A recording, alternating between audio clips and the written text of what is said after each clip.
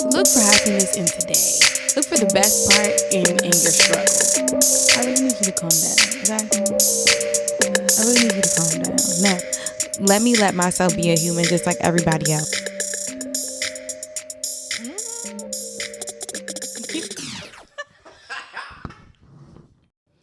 All right. Hello, everybody. Welcome back to Women Talk Podcast. You're here with your host, Jabri, and this is episode number 10 of season number 2.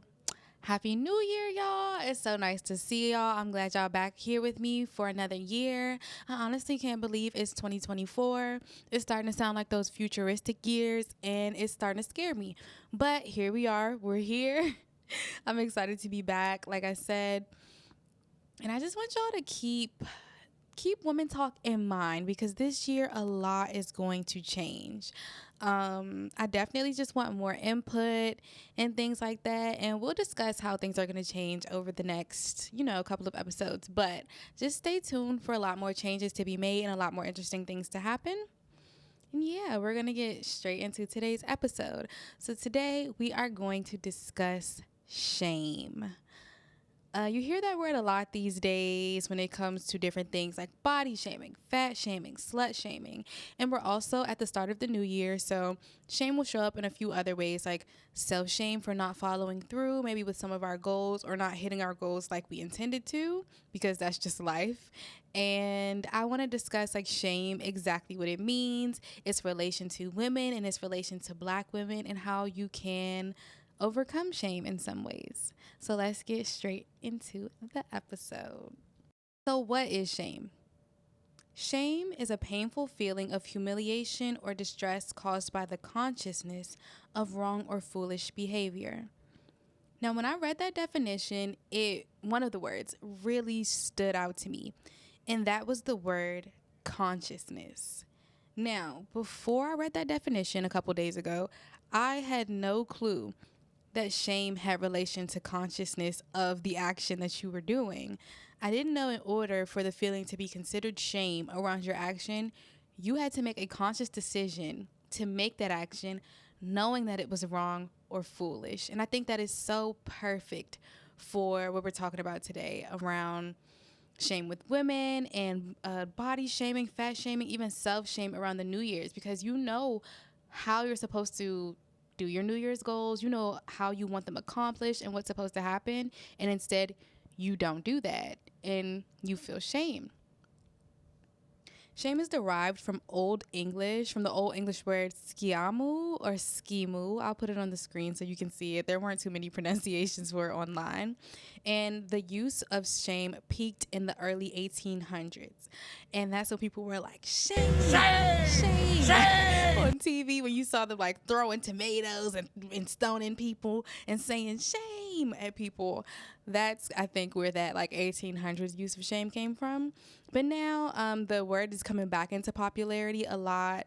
And it started back in 2019 when it started to rise, like peak again in popularity, which is so interesting to me because, again, it's around all those words like body shaming, slut shaming, fat shaming. And we're getting back to shame. Like the word shame kind of, if you look at the chart on Google, the word shame kind of dropped out of existence for a little while, but that word is coming back. And I just think, again, it's interesting in relation to consciousness and how knowing what you're supposed to do is very much related to shame. So shame with women. A lot of studies online, and I don't have any direct studies because just a few different places say this, but they couldn't link me to the actual research. But honestly, this makes sense for society in general. A lot of studies say that women feel or react to shame more commonly than men do. And I think this will be my personal study just about people and how I observe people out in everyday life. Personally, I do think that is true for the most part. I do think that women definitely feel more shame than men around a lot of things. I think women just have more categories to feel shame than men do. And that's what I feel like what's going on before today. Now today, I think things are a little bit different. I think the scale on how women and men experience shame is like getting a little closer. I think the scale is evening out, honestly. Before now, I think women were subject to more shame because, like I said, they had more categories. They had body, they had face, they had hair, they had clothes, they had kids, the way they mother, like all types of things women had to feel shame around. Cooking, cleaning, there were so many things that women were expected to do. So when it didn't get done, the shame was felt around those things. And back then, men weren't expected to do much, honestly. The job that they had was a big one to fulfill. When you have to be financially responsible for your full household, that's huge shoes to fill. But I think it was just a lot less categories, honestly, to experience shame in. I think men would experience shame around money, maybe status, strength, possibly, and possessions, maybe. But possessions kind of go hand in hand with money, in my opinion. There just wasn't as much for men to feel shame over. Now, in 2023, I think, like I said, those things are evening out. I think women are starting to feel a lot less shame around their bodies, a lot less shame around their hair, their clothes. Now, of course, we do still feel shame around all those things. I say we because I am a woman, and of course, I'm a human, so I feel shame as well. And I'll talk about my personal experience with shame. But lately, women just are caring a lot less about what other people think about what they do with their body, their hair, things like that, and a lot more about how they feel about it, what they like, what they want to see on themselves. And I think the shame is going down. There's nothing to experience shame over or shame around if there's no set standard for everyone. If everybody's able to do their own thing, then what area would you have to feel shame? There would be no set standard. There would be no conscious decision that you were making to go against the status quo, because there is no status quo. And I think women are calling men out more as well. And that's why men are also experiencing more shame, in my opinion. So where, again, that man was financially responsible for your household, you dare not say a thing. Look. Okay, because loose lips sink ships, and the ship is staying up right over here, baby. But nowadays, loose lips ain't sinking nothing. I got the money. I don't need you. So I'm going to start telling you what's wrong with you, what I don't like, what's going on, blah, blah, blah, yeah. And I think that's what's starting to happen out here. And men are actually having to create their own criteria in society around shame. That's not just around money and status. Now it's how you act. It's how you look. There are certain things that men are they're looked at for now that they weren't so much looked at for. And I think it's so new. And you can tell because men are clapping back. They are like, oh, no. Y'all aren't going to get me. And you can tell, like, with podcast men, we all know a man with a mic is a little bit scary. Don't gotta be, but these days it just is. A man with a mic and a camera is a little dangerous. And how it shows up in incels and women hate. We're just seeing how shame against men, especially when it comes from women, is just hitting them where it hurts, and they are definitely responding. So yeah, I think that scale is definitely evening itself out. If you think I'm wrong about that, please let me know. I really would love to have a discussion about that in my comments. But that's just my personal theory about shame when it comes to being a woman, and how shame looks for us today versus how it looked for us back in the 1800s when people were yelling shame. So yeah. Now I want to discuss shame centered around being a Black woman. I'm sure there are so many areas and so many ways we can talk about shame when it comes to being a Black woman. But I've outlined just a few things that have, I guess, shown up in my personal experience as a Black woman, because that's what I am. If you are just a listener and not a viewer, I am a Black woman, for anyone who didn't know. So I think some specific ways that shame shows up when it comes to Black women are harmful stereotypes, for sure.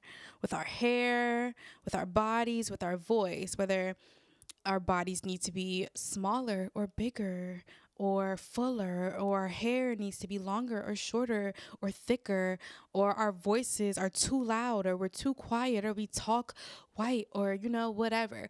There's a lot of shame when it comes to being a black woman. And I think the black community is set back a little bit. I think the black community is set back a little bit when it comes to releasing shame around certain things. There's a lot of shame still held in the black community around certain standards that we created, standards that are not real, standards that, and I mean, what standards are real if you really want to think about it, but standards that we created. And we uphold these standards like they mean everything to the black community, but they are really excluding people. They are ousting certain types of black people, like myself included, because I don't fit into every black stereotype, because who does? That doesn't even make sense. But yeah, it gets hard because you feel like as a black woman, you're supposed to act a certain way, whether that's in front of your black friends, you're supposed to act black, you're supposed to talk a certain way, you're supposed to say purr, or whether that's you aren't supposed to act that way in front of other people. We're subject to a lot of stereotypes and what we're supposed to do, what we're supposed to look like. I remember one thing that happened to me a very long time ago. This story is kind of impromptu, so hopefully it doesn't take too long, but I was in an entrepreneurship class in my senior year of high school. Now, I've always been like this. I've always done my makeup, maybe not to this extent when I went to high school, but for the most part, yeah, I was doing like full beats in the morning before class. Like my hair was always done, lipstick always on, like everything, which I loved. I still love to this day. As you can see, 7 years or so later, 8 years or so later, here we are.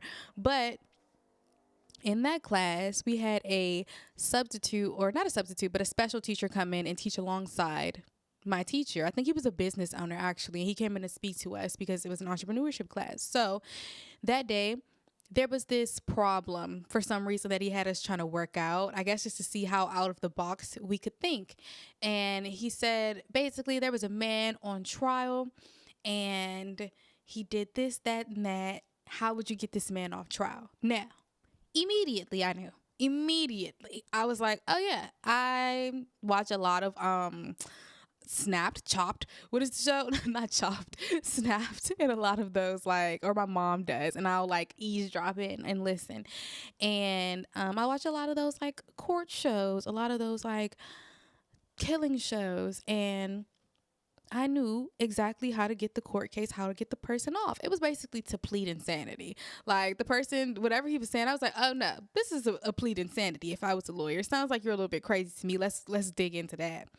But the person that got the answer right to the question got $100. Now, of course, I got the answer right because I said I knew it.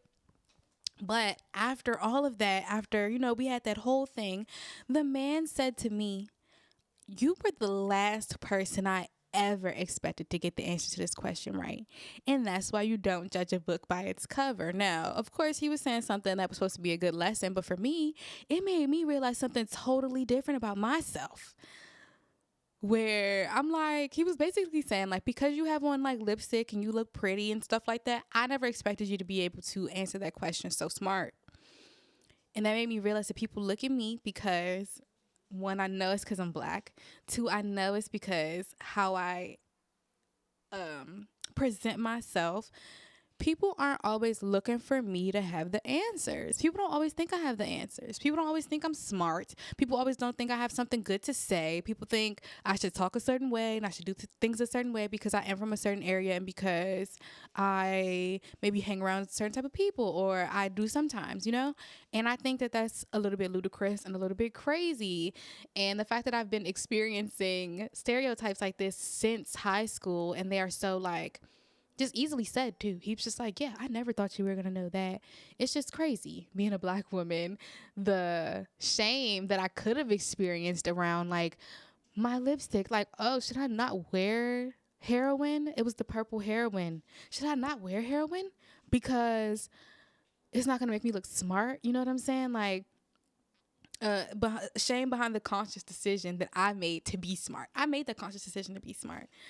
But a stereotype, snatched that right away from me. It made me feel shame for that same thing. So yeah, it just gets crazy. We even have shame around things like breaking generational curses, whether you should break them or whether you shouldn't. People are going to look at you crazy. Some people are going to look at you like, how dare you not break that generational curse? And the rest of your family is going to look at you like, girl, you trying to break that curse? That's not for you to break. Like, just a lot of shame around all these things, not falling into stereotypes, even though it's who you are. Yeah, we just want to be without the constraints of shame, without feeling like we need to be a different way because we decided to be one way. Okay, so I spoke a little bit to my personal dealings with shame, but I'll just dive into it a little bit more just so you all know that I have, I guess, kind of extensive personal experience with the emotion shame, the feeling shame in general. So personally, I am a recovering people pleaser. Yep, I'm a people pleaser in reform. I wouldn't call myself a people pleaser today, but I definitely do still have a lot of those tendencies, and I am actively working on removing them from myself completely. But obviously, it makes me who I am a little bit, so I'm still always going to have a little bit of those people pleasing tendencies in myself. But yeah, I have a lot of shame and guilt caused by narcissists in my life. Which definitely made me a people pleaser. So now, like I said, I'm working on not being a people pleaser, and it's working around a lot of those feelings of shame and guilt around just being myself and making everybody else happy. I also say narcissists definitely use shame as a tactic to get you to fall in line and behave as they want. It'll change your entire personality and outlook on life, and it'll start to make you do self-inflicted shame. And that can make you become a perfectionist like I am today. I think a lot of people pleasers are also perfectionists. Because in my opinion, those things go hand in hand in my body. Now, I'm sure not every people pleaser is a perfectionist, but for me, those things kind of go hand in hand. And yeah, shame is very, very dangerous. It's a very dangerous and powerful tool when it's used against you or when it's self-inflicted. Like I said, it can change your complete outlook on yourself, life, and change your personality and change you for the worse, to be honest. So yeah, that's just my personal battle with shame and guilt. So now let's discuss how to overcome shame and guilt, because I always got to tell y'all how to overcome it. I can't just give y'all an issue and let's talk about the issue in detail without telling you ways that I specifically have been working to overcome that issue myself, ways that work, ways that are proven, ways that are researched, because I look things up. I Google things. I do research. I read. Okay. I don't just start doing things willy-nilly and be like, oh, that's going to work. Like, these are things that I looked up, did them, and then they are proven to work for me. The first part in overcoming shame is gaining confidence in your character. And you have to gain confidence in your character by, knowing who you are. Literally knowing that you're that girl, you're not a bad person, you make good decisions, and even when you don't, you know how to correct them. So first, realize we cannot change people. When overcoming shame, realize that you are not going to be able to change the rest of the world. You have to focus on changing you and you only. Focus on how you react to issues, how you do things, how you move about your life, and the way that you deal with shame will change drastically. Find out who you are. So like I said earlier, confidence in your character. What is your character? Who are you? Find out who you are. Figure out what your morals are, what you stand for, what you sit for, what you don't do anything for, what you don't move for. Find out who you actually are. Once you do that, once you know who you are, affirm her. Make sure you're using specific and easy affirmations, because when I say specific, you can decide to get too lengthy. Make them easy to say, but very specific. And do them frequently, all the time. Every time you look in the mirror, every time you have a bad thought, every time you have a shameful thought, every time you feel the emotion or the feeling shame, affirmation, affirmation, affirmation, affirmation. Affirmations are the best thing for you in any situation. Affirmations can, along with other tools, are a perfect guide in any situation, because they help affect your is it your subconscious mind? They Affirmations change you when you don't think affirmations are changing you. Tell yourself you're beautiful in the mirror and find 3 beautiful things on your face and point them out to yourself every day for 1 week, for 2 weeks, for 3 weeks, and I guarantee you your confidence in your face would change. Even if you already love your face, you'll love it even more after those 3 weeks, 4 weeks, whatever you take to do that. Affirmations are perfect for any situation.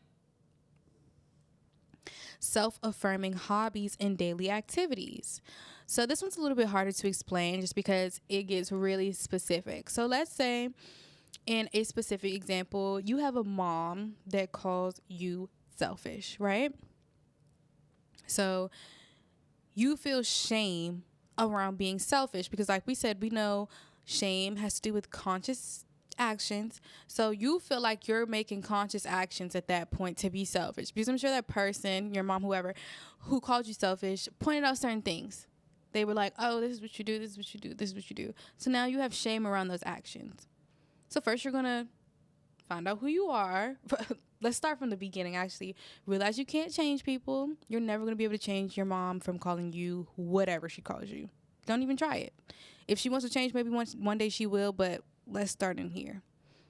Who are you? Are you selfish? Are you selfish? You might not be, but let's just take stock. Let's figure it out real quick. Are you selfish? Now, once you figure out you're not, affirmations. I am not selfish. I am giving. I am loving. Simple. Specific, simple to your situation. Specific to your situation, simple, perfect. Say them frequently. Self-affirming hobbies. So you're selfish. That's your issue, right? You're selfish.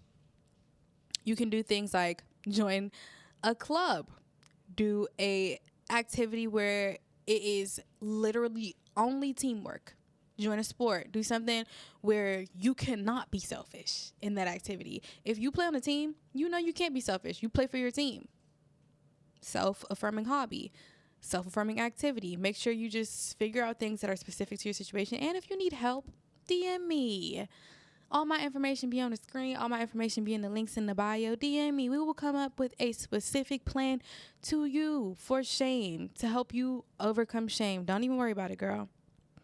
And the last two things are actually forgive yourself, move on, apologize to yourself, apologize to whoever you need to, learn. Boom. Simple. Forgive yourself, move on, apologize, and then continue to grow. That's it. And I'm sure there are other things that will help your shame. Oh, let's talk about the things that will always help. Therapy. Maybe I haven't been saying that word enough in the last couple of episodes. Therapy. Go get therapy, please. Thank you. Go get therapy. Everybody. I don't care who you are. I don't care what your issue is. I don't care what's your problem. Go talk to somebody who is mentally qualified and school qualified to talk to you about that, okay? And yeah, honestly, that is really it. Hopefully y'all enjoyed this episode. I think I definitely got some good points in there. I know there is so much that I didn't touch on, though. I just don't like these episodes to be too long, since it's just me here talking. I don't want you to get bored or, not listen to, what I'm saying, because I feel like I'm trying to give you all good information. So yeah, I loved that episode. I love this topic. Yeah. I'm trying to think of if I have anything else to say to y'all. I don't have any vlogs coming out this week. I don't know when the next time I'll actually vlog is. Maybe soon. But yeah, I don't have any vlogs coming out this week. I think I'm going to get y'all opinion on what next week's episode should be about. So stay tuned for that. I might put a poll on my Instagram so I can see what you guys actually want to hear. And yeah, just stay tuned for Women Talk 2024. I love y'all every day, every time, every listen. Anybody who makes it to the end, you are my favorite person ever. Love you dearly. And yeah, hold it down, girls. No shame out here. DM me if you need me. I love y'all. Bye.